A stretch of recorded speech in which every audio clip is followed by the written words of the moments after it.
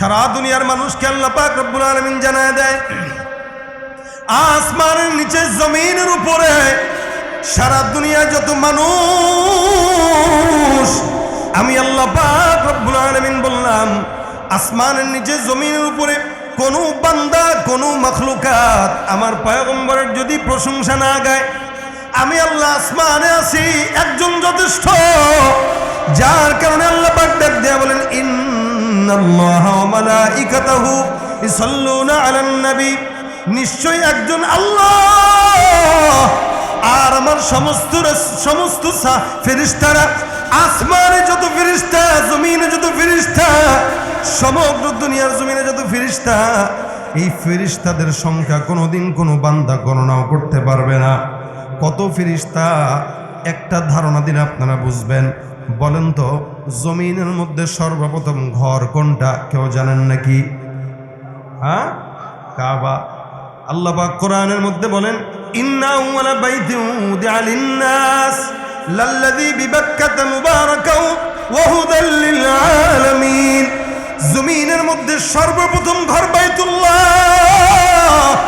ওই বাইতুল্লাহকে আমি আল্লাহ বানাইলাম, যেই বাইতুল্লাহটা এত সম্মানী।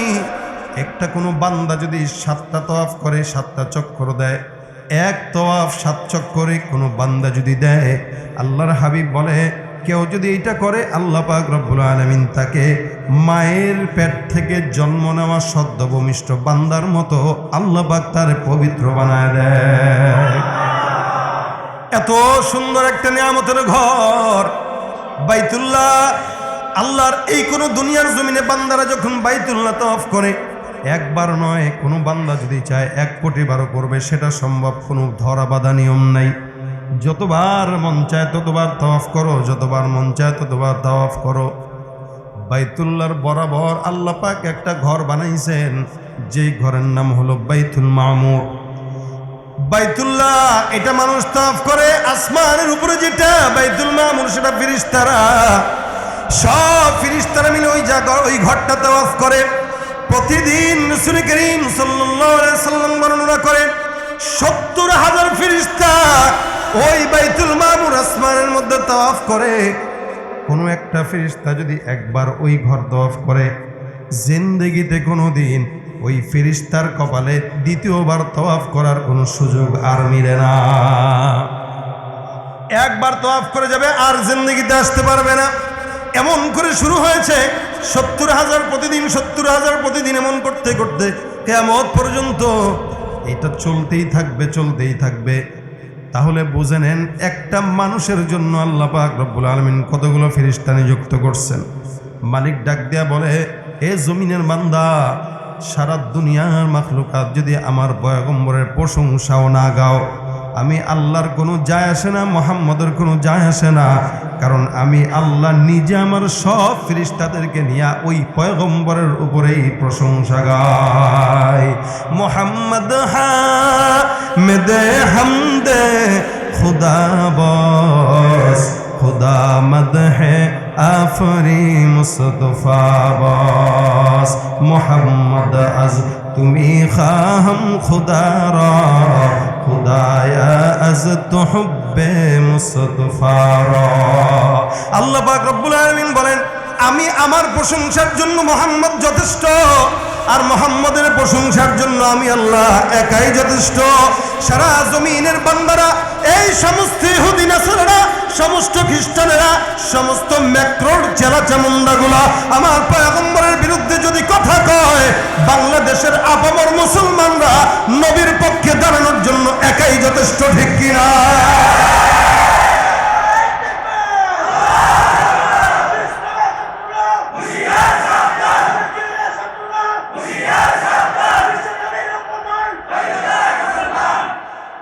আল্লাহ পাক রব্বুল আলামিন সারা জমিনের মধ্যে বান্দাদেরকে এই কথা জানায় দেন, ইন্নাল্লাহা ওয়া মালাইকাতাহু ইসাল্লুনা আলান নবী।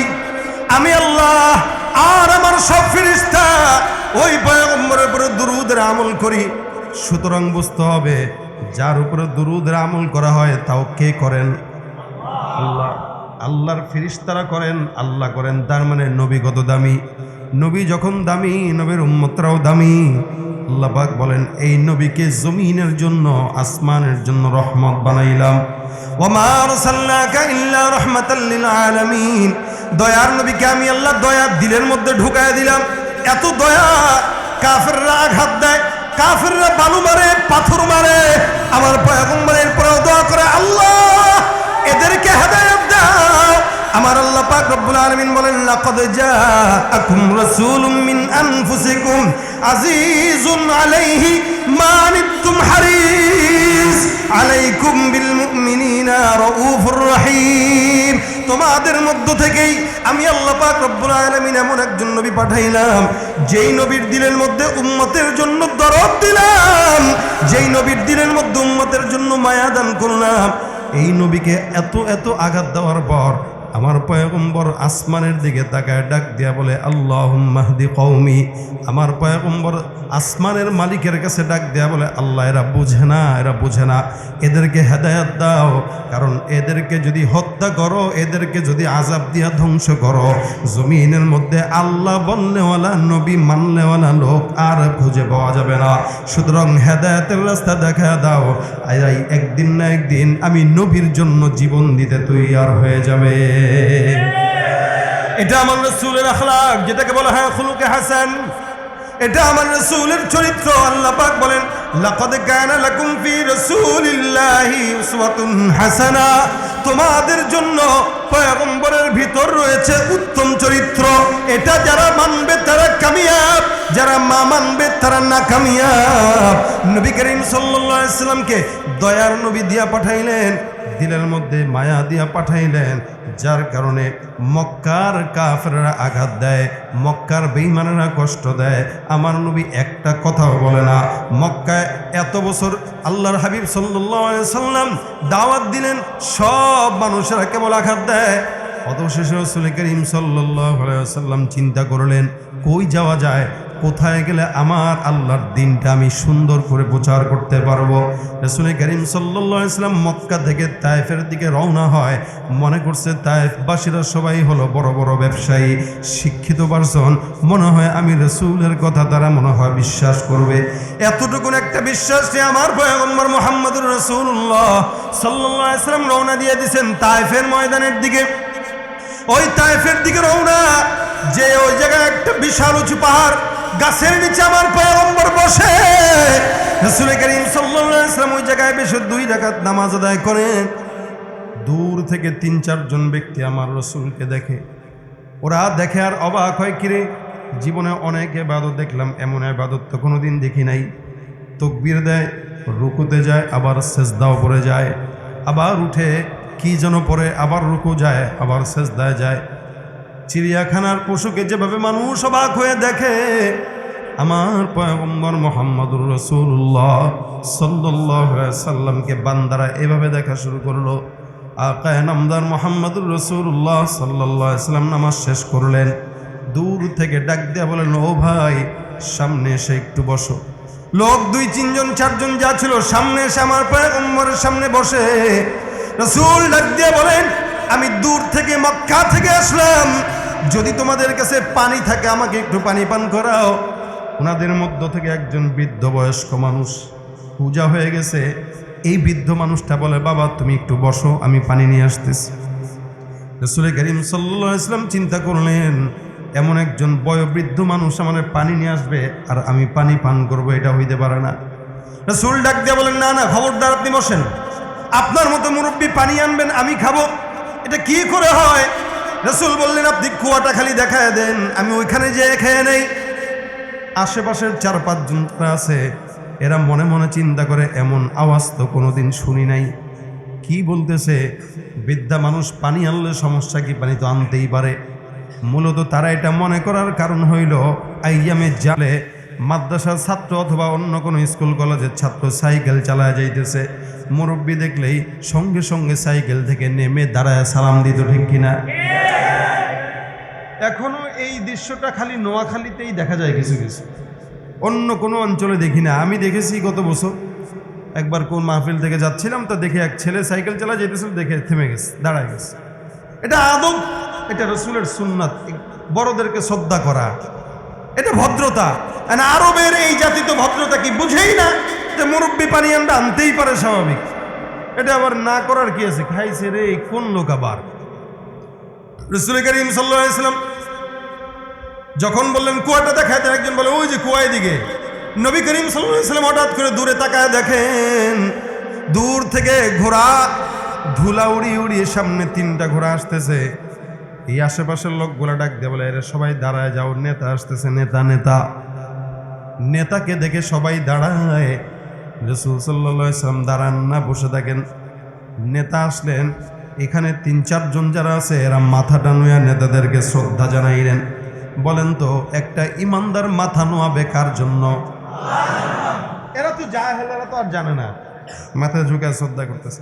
রাসূল বসে আছেন, নেতা একটা ডাক দিয়ে কয় এই এটা কে রে? এ বসে রয়েছে, আমি আসলাম এখানে। কে? এই তুমি দাঁড়াইলা না কেন? দেখো নাই আমরা এখানে আছি। রাসূল ডাক দিয়ে বলেন আপনারা কে? আমি তো আর চিনি না।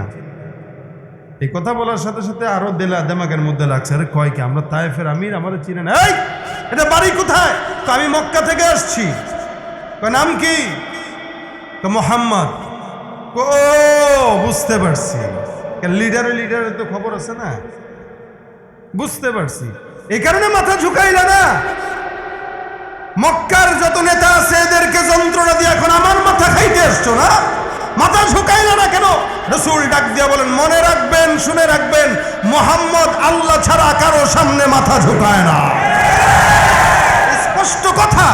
দেখেন কাফের অধ্যুষিত এলাকায় যেও স্পষ্ট দীপ্ত কণ্ঠে নেতার সামনে দাঁড়ায় বলতেছে মুহাম্মদের মাথা আল্লাহর সামনে ঝুঁকে।